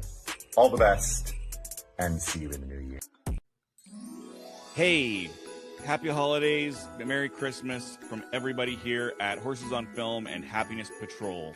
To everybody on the Legend of the Traveling TARDIS, and of course to you, Simon. Merry Christmas. Merry Christmas. Merry Christmas. Hi, I'm Gene Turnbow. And I'm Susan Fox. And we're from Sci-Fi.radio. Simon, Merry Christmas. Merry Christmas to all. And to all, a good night.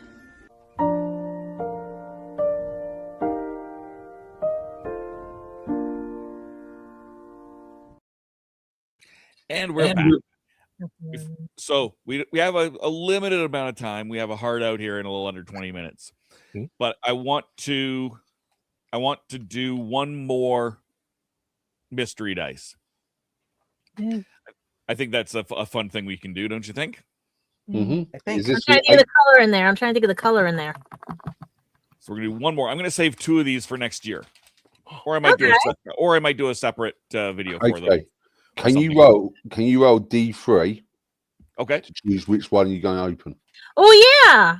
Let's grab. And then I can guess the color.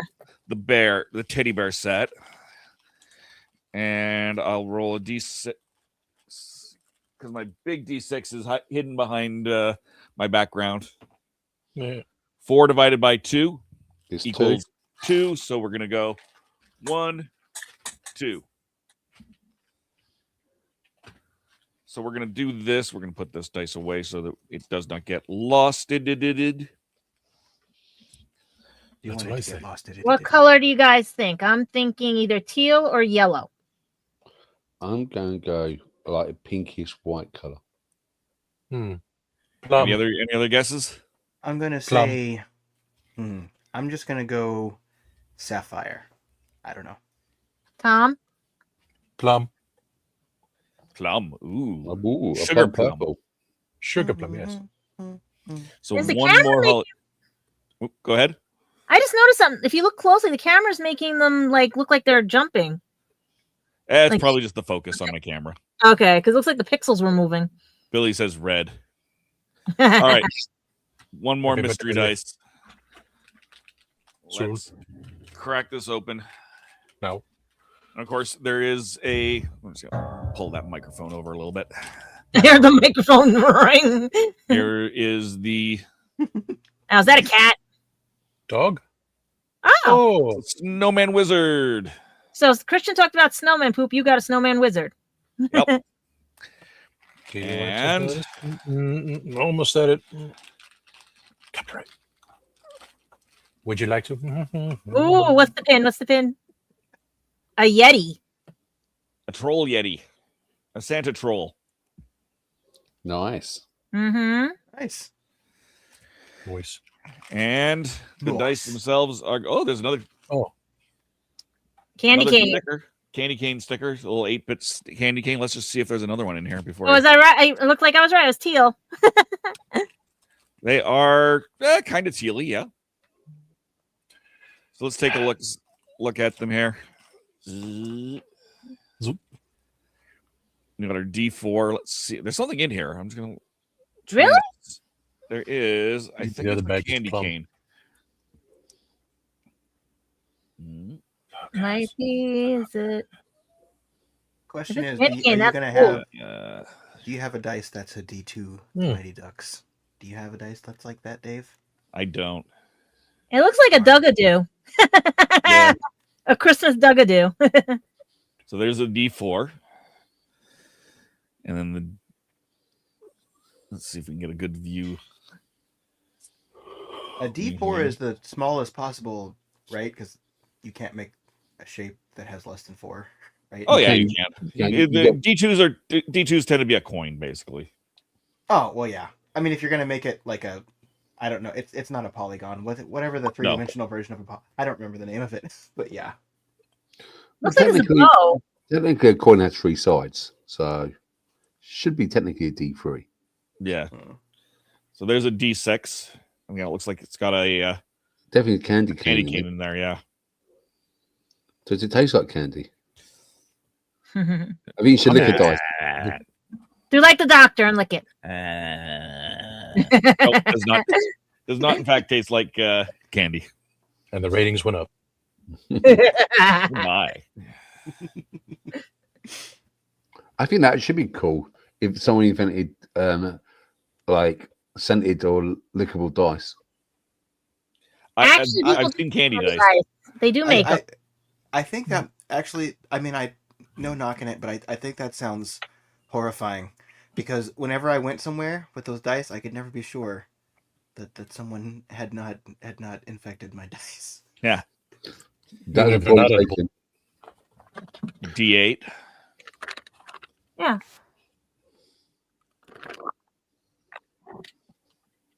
Your standard D10.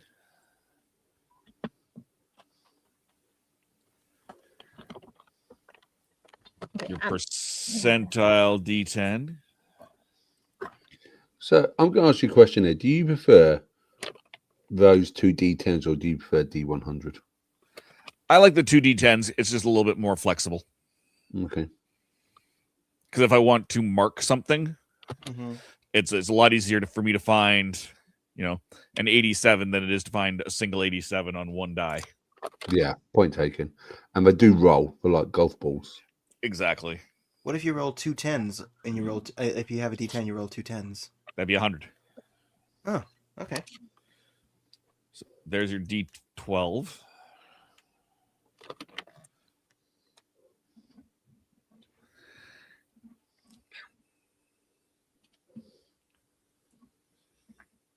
And that's of course, your D20. Your proper D20 as well, not a Yeah. counter one. Oh, Wait, did the candy cane move in there? No, Shouldn't. candy cane doesn't move. It's just the way that shimmers through the resin. Okay. Shimmer. So candy cane dice in a sort of Shimmer. teal resin. I hardly know it. We've got a sticker. We got another sticker.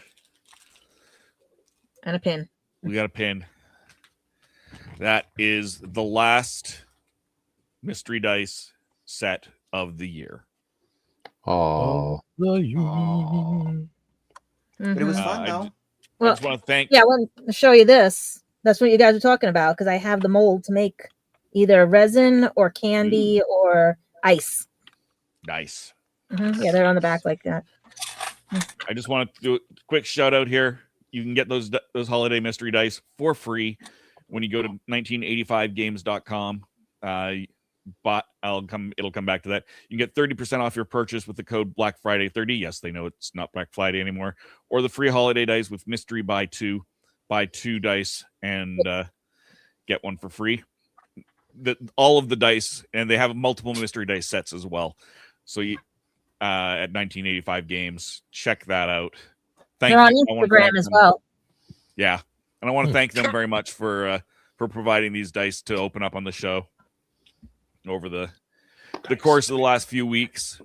Yeah, it's all been good stuff. I think it's really neat. They do absolutely stunning work. So I just want to thank them for that. In the meantime, let's wrap this show up. Gadget, where can we find you? YouTube, Instagram, everywhere, anywhere. Lulu.com to pick up my books. And I'm working on, they sent me the prototype for the hardcover, but they forgot the author's name and everything. But I rechanged the cover, so it doesn't look like this, but we do have hardcover coming out. But now you have 2 versions of Copley and one of the kids' book right now on Lulu.com. Check out Instagram, Gadget Pendragon, my GoFundMe. Working on YouTube channel Gadget Pendragon After Dark because that's going to be for the proper shows like Legend of Traveling TARDIS and any vlog series that I do with like professionally wise. But my regular channel will have like the bloopers and other things and stuff. There we go. And Mark, where can we find you? Right, I'm going to try to get this right. Okay, because if you guys hear me on the Spill the Geek Tea, I always screw this up. So you can find me at Spill the Geek Tea. You can find me here at The Legend of a Traveling TARDIS. And you can also find me at my Instagram account, which is cyborg2100_cosplay. Yes, I did it. I didn't say Legend of a Spill the Geek Tea. Speaking of Legend of the Spill the Geek Tea, Tom, where can we find you, good friend? You can find me on the Tasty Cake. I forgot what I said before. Legend of Spill the Geek Tea. I forget what I said. It's on the other banner. And there, and there, and there. And everywhere. Not there. And of course, Sean, where can we find you? You can find me on YouTube at Our Philosophy Is if you'd like to hear about sci-fi or honestly, I really should stop trying to theme it. It's usually anything and everything I want to post about. I don't follow the rules of having a themed channel, which is probably why my subs aren't super high, but that's okay. At Our Philosophy Is, I talk about any number of things in a queer-friendly space, so that's where I am, and possibly, potentially, another outlet soon. Possibly TBD. Gonna stick that right there, but for now, at Our Philosophy Is on YouTube. Thank you. Dun, dun, dun. Dun, dun, dun. And of course, for me, you can find me all over the YouTubes. You can find me Sundays on Spill the Geek Tea, along with Mark and Tom. Let's find those banners here. There we go. Spill the Geek Tea 1. You can find me every other Monday, including yesterday, on Horses on Film, where we talk about the top 100 Westerns of all time, according to IndieWire. So you can check. We had a wonderful, a heartwarming Christmas movie called The Proposition. Yesterday. So you can check that out, youtube.com/@horsesonfilm. First Thursday of every month. So you'll see us just before, I believe on New Year's Day, actually. Yes, New Year's Day. You can catch me on Happiness Patrol, youtube.com/@happinesspatrol show. And of course, Tuesdays here on The Legend of the Traveling TARDIS. And in between all of that, youtube.com/therathole.dotca. That's therathole.ca, but YouTube does not like URLs in their URLs. That, ladies and gentlemen, boys and girls, Whovians of all ages, is the Legend of the Traveling TARDIS 2025. 100,000 subscribers. Thank every single one of you. We love hearing from you. And until then, let's end this. Say goodnight to Simon. Oh, I wish Simon could have been for this. You know what I mean? Maybe he was sending all those likes to us. Oh, definitely. I think he is. So we're gonna send that off and say goodnight to Simon in the chats. And for the rest of us, have a great remainder of your 2025. Take us away, Tony.